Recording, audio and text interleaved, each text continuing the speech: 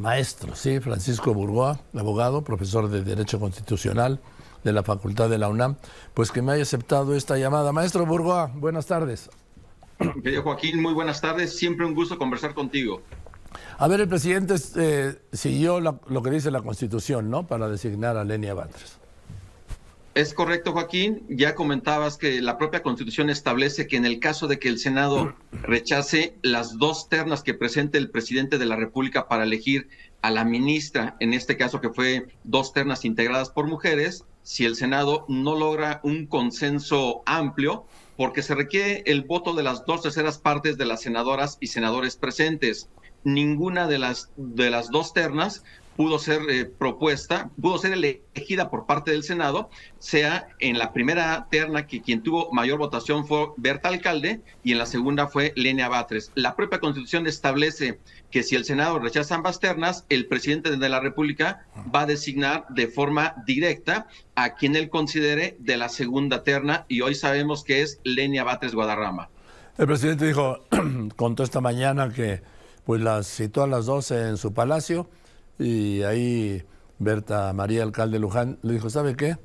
Yo gané la primera terna, Lenia Batres ganó en la segunda, yo declino que ella sea la ministra. Y el presidente dijo, gracias, porque les dijo, ayúdenme, ¿sí? Ese fue el método. Pues un método que obviamente sorprende mucho. ¿Cómo es posible que pareciera que tiene que estar negociando con las tres a ver quién se quiere bajar o ceder el lugar? Pareciera que entonces Berta Alcalde, si le hubiera dicho al presidente, yo quiero ser y yo me mantengo en esa postura, el presidente hubiera dicho que sí.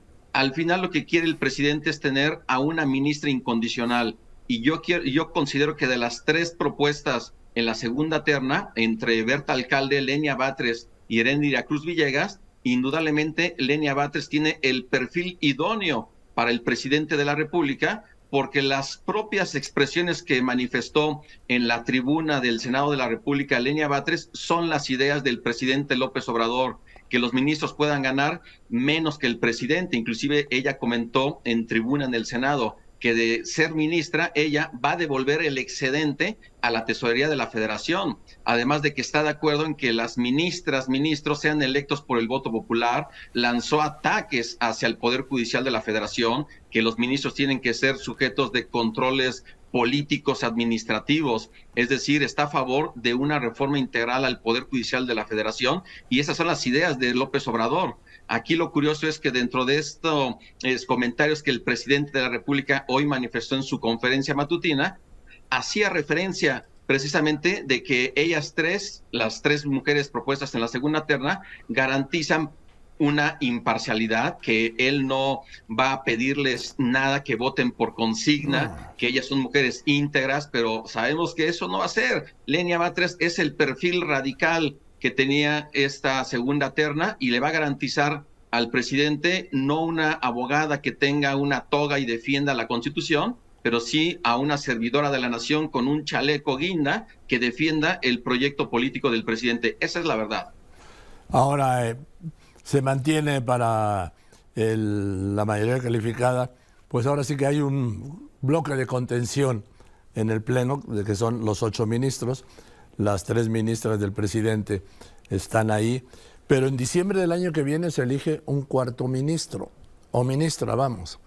Entonces, obviamente va a ser de la línea de ser Claudia Sheinbaum, como hoy todo indica la presidenta, sería de la línea de Morena y del presidente López Obrador.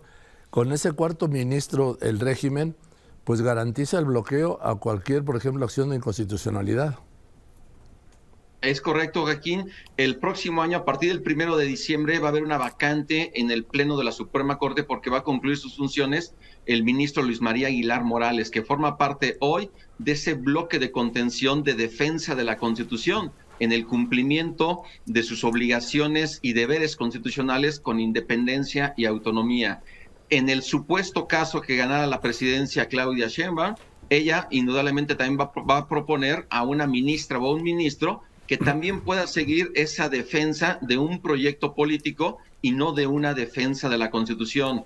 Porque con la llegada hoy de Lenia Batres, indudablemente sus argumentos van a ser más de tipo político que de tipo jurídico. y nosotros necesitamos tener un fortalecimiento en el seno del máximo Tribunal Constitucional y no que sea ya un tema partidista. Si el próximo año llega también bajo una lógica de un similar, de que se propongan 3 personas en la primera o en la eventual segunda terna con perfiles netamente morenistas, indudablemente vamos a tener ya 4, y con 4, como bien comentas, Joaquín, va a poder y va a implicar que las acciones de inconstitucionalidad no se alcancen los 8 votos que se requieren para declarar su invalidez. Pero pues no solamente es el caso solamente de una, sino durante el sexenio próximo de la siguiente persona que asuma la presidencia van a tener 4 ministras o ministros que proponga, empezando con el del próximo año, del 1 de diciembre de 2024.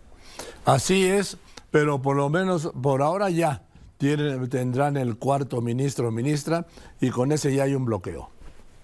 Es correcto, Joaquín, y obviamente estamos hablando de una obradorización del Poder Judicial de la Federación en su cabeza, que es la Suprema Corte de Justicia de la Nación. Entonces ya ni sería necesaria su reforma, ¿no?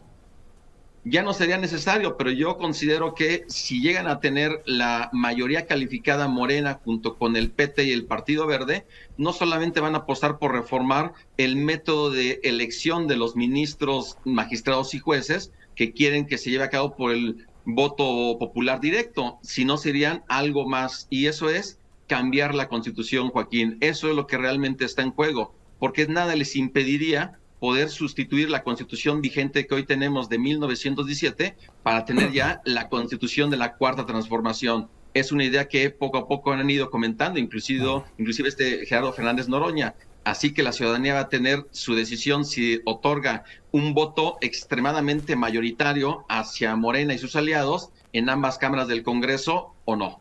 Es que es parte del proyecto del presidente López Obrador cuando habla de la Cuarta Transformación. La primera transformación, la independencia, fue la primera Constitución, ¿sí? Los sentimientos de la nación, del gran Morelos. La segunda transformación, Benito Juárez, la segunda Constitución. La democracia con el presidente Madero, la Constitución del 17, la tercera transformación, tercera Constitución. Y pues si esta es la cuarta transformación, para el presidente tiene que haber una Constitución. Ya había hablado primero de una Constitución moral, que llevaría luego, bueno, según la información que tengo, en su momento, teniendo la mayoría en el Congreso, mayoría calificada, a promulgar una nueva Constitución. Es correcto, Joaquín, porque el propio presidente López Obrador lo llegó a manifestar en distintas ocasiones, que él apostaba por que se pudiera sustituir la Constitución, pero como no tenía los votos ni los consensos para lograr una eventual incorporación de un artículo transitorio en la Constitución vigente con el propósito de que se convoque a un Congreso Constituyente, entonces ya no quiso perder el tiempo y solamente impulsar las reformas que conocemos, que pues muchas de ellas indudablemente él las propuso, como el hecho de que se incorpore estas becas para adultos mayores, para jóvenes, es decir, programas sociales dentro de la propia Constitución que son indudablemente derechos humanos, que son plausibles, indudablemente son muy positivos, pero de ahí a pretender sustituir la Constitución actual por una nueva, yo considero que eso no tenemos que llegar a ese paso. La Constitución actual obviamente no es perfecta como las instituciones, son perfectibles, pero de ahí a pretender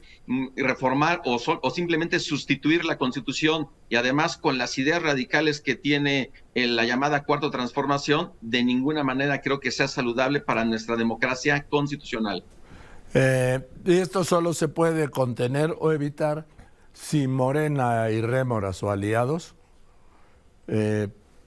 no construyen la mayoría calificada. Esto se define el 2 de junio.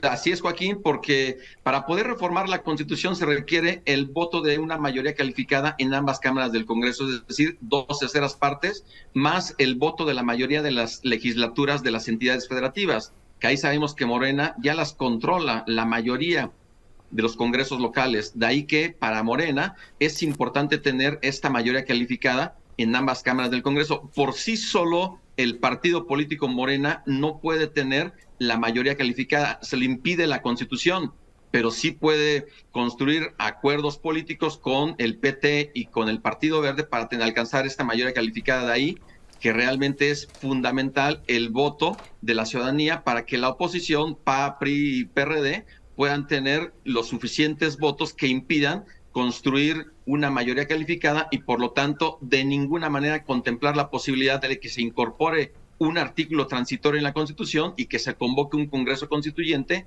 para sustituir esta Constitución. Eso es parte de lo mucho que está en juego el próximo año y obviamente estamos hablando de la defensa de nuestra Constitución, de nuestros derechos, libertades y de las instituciones. Por eso el presidente López Obrador está llamando, estoy hablando con el maestro Francisco Burgoa, por eso el presidente López Obrador llama reiteradamente a votar a favor de Morena en los congresos, en el Congreso pues de la Unión, Senado y Cámara de Diputados, para construir esa mayoría calificada que hoy no tiene. Así es, Joaquín, y esa es la decisión que tiene que tomar la ciudadanía, tiene que ser pues muy cuidadosa en pensar cuál es el modelo de nación que queremos. Si mucho nos quejamos de vivir en un hiperpresidencialismo en el siglo XX con la hegemonía del PRI, ahora simplemente salir de esa hegemonía del PRI en el siglo XX para transitar a una hegemonía de Morena, un hiperpresidencialismo en el siglo XXI, de ninguna manera es algo bueno para nuestra democracia, nuestros derechos y sobre todo para el equilibrio entre poderes que tiene que existir, la división de poderes, los frenos y los contrapesos, porque el hecho de que se concentre tanto poder en una sola persona, en el poder ejecutivo, no es saludable. Ya lo vimos en el siglo XX en nuestro país y no queremos eso en el siglo XXI. Y eso que hoy vemos hoy con el nombramiento de Lenia Batres, vamos a ver exactamente un año en el cual ella pues va a tener ahí el acompañamiento de Yasmín Esquivel y de Loreto Ortiz. Ojalá y nos equivoquemos con Lenia Batres, ojalá, Joaquín, pero así como tiene este perfil radical, pues prácticamente va a ser, digamos, la antesala de la obradorización con la expresión que ellos mismos han utilizado. Y esto es parte de lo que nosotros tenemos que tener mucho cuidado sobre el modelo de nación, de sistema político, constitucional, democrático, que nosotros queremos y necesitamos en este siglo XXI. Gracias, maestro. El maestro Francisco Burgoa, constitucionalista. Buenas tardes, maestro. Gracias. Buenas tardes, Joaquín. Abrazo.